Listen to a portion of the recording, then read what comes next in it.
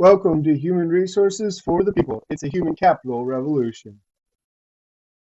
If you like what you heard today, please like, share, and subscribe for more content about people-centered HR.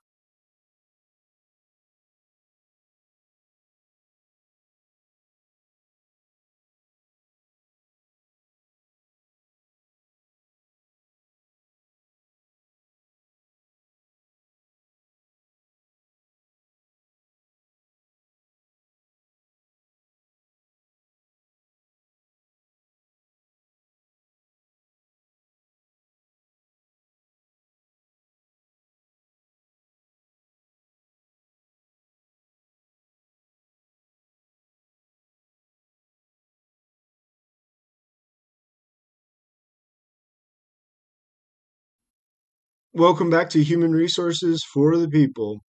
Today we're going to be talking about a new law that went into place on July 1st of 2022, and it's called the Stop the Wrongs to Our Kids and Employees Act, or Stop Woke.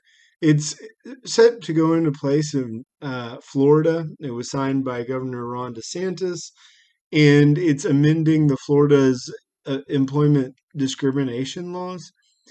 It does have a First Amendment challenge that had an injunction against it. The law had an injunction against it.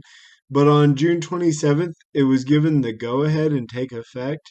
And then they'll continue to process the law through the First Amendment challenge.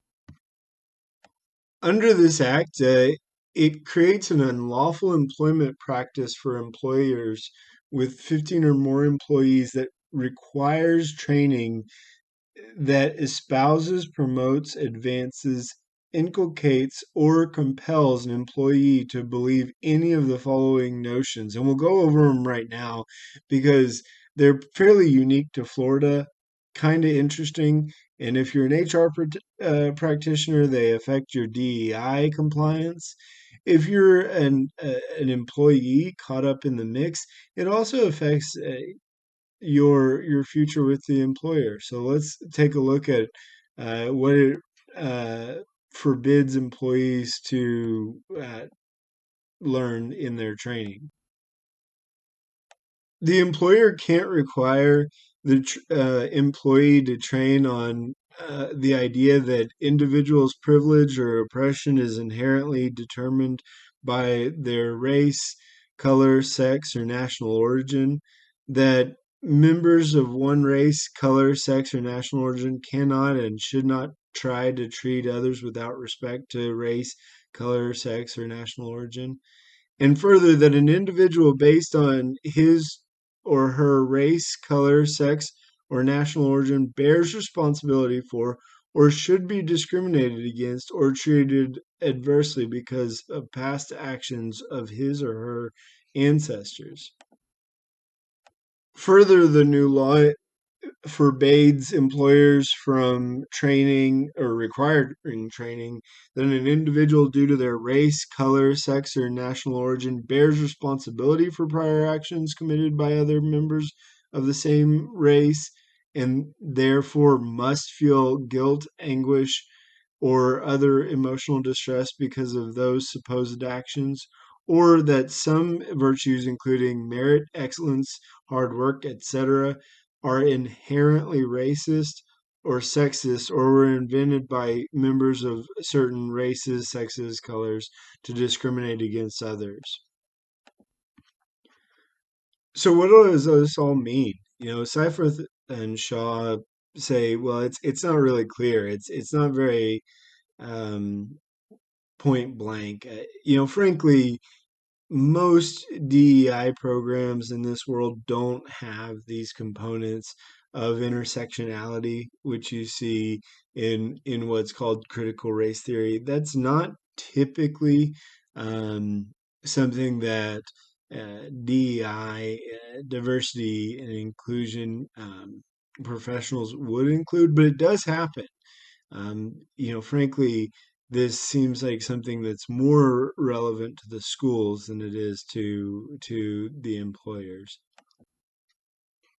To make sure that you're staying clear of the new Florida law, Seifert and Shaw and pretty much anyone well respected in this field, encourages employers and employees to abstain from blaming certain groups for the causes of racism and sexism and talk about how to fix them and why it's important to fix them. I think that that's a common sense approach to any diversity and inclusion training, but that is not how all training is done. And we'll look at some specific examples which perhaps prompted DeSantis to put this on the docket and put it into law on January 1st, 2022. So this is from a training given by Coca-Cola, that it was required training for Coca-Cola, and it contained a whole lot of messages just like this. Try to be less white, uh, you know, vaguely reference things to be particularly white problems as opposed to black or otherwise. And then there was also the AT&T training, which was fairly frustrating as well. It said that racism is a uniquely white trait and taught employees that white people, you are part of the problem.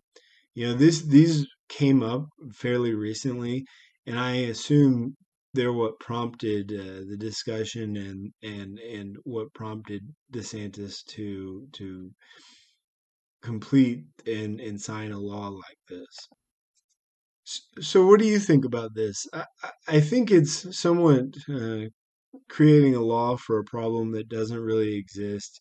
Any good company that begins to blame racism on a particular race is going to have some significant problems going forward. It isn't going to be an effective company with good human resources, and you'll see them implode. You've seen them implode multiple times in Silicon Valley when these sort of ideas and attitudes have been reinforced.